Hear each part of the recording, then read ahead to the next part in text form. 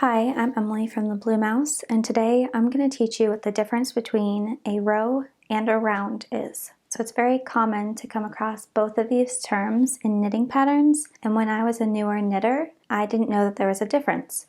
So when a pattern says row 1, that means that what you're working is going to be back and forth, which means it's going to have a right side and a wrong side. So something like this will be worked in rows, because you'll work across one side, and then you'll turn your work and you'll work across the other side. And it's just a way of saying that something is worked flat.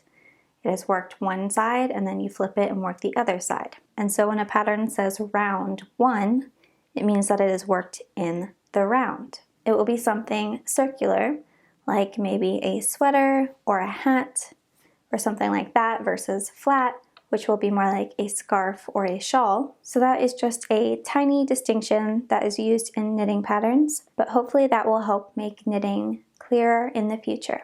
If you found this video helpful, please like it and subscribe for more tutorial videos and podcasts.